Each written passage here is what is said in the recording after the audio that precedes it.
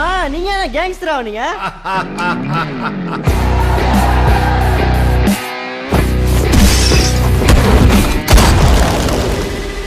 யாரா அந்த கபாலி? வர சொல்ற அவன.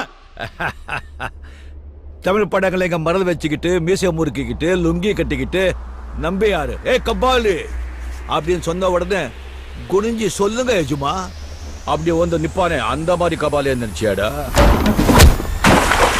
கபாலிடா.